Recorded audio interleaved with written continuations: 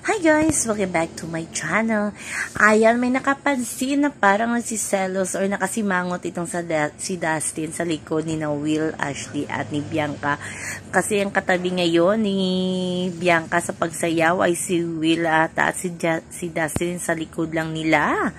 At parang nakikita nila na wala daw sa mood itong si Dustin habang sina Bianca at Will ay ganado sa pag-iinsayo sa parang sa Chowking Siupaw commercial ata yung ginagaya nila, kaya abangan na lang natin totoo nga ba nasa likod lang si Dustin, kasi alam naman natin na hindi daw marunong sumayaw masyado itong si Dustin, at si Will ay magaling talaga sa pagsayaw kaya nasa unahan. Bakit nagkatabi itong si Will at si Bianca at si Dustin ay sa likod lang ayon sa mga fans? Hindi naman siguro si Dustin kasi seryosong nakikinig din kay River, at ang si River at ang kanilang leader at si Cyril nandoon din, kaya nami-misinterpret lang natin siguro ang mga minsan ng mga expression ni Dustin nyo.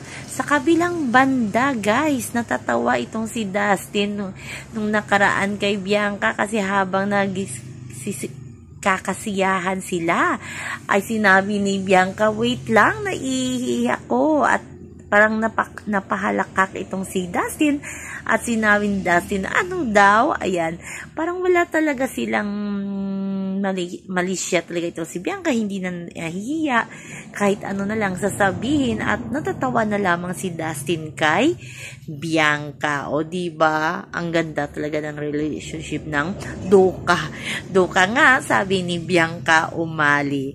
O diba, siya talaga nagbinyag na yung love team ni Dustin at ni Bianca hindi Dasbia, kundi Doka. Pero sa kabilang banda, nilayag na sa outside world ng management sa ABS-CBN page talaga sa Facebook, yung official page nila, na may pinakamaraming most viewed na pinapanood ngayon ng mga tao ay ang moments ng Dasbia sa PBB House. So parang nasisense na natin na ilalayag talaga ang Dasbia sa outside world, kasi marami ang gustong-gusto sila at kinikilig sa kanilang dalawa ni Dustin. So di natin alam kung sino nga ba ang ilalayag, kasi love triangle sila ni Will, Ashley, kaya hindi din patatalo ang mga Will ka fans dyan. So abangan lang natin mamaya kung ano bang pinagagawa ng mga housemate na sumasaya, nag-iinsayo at nakapula silang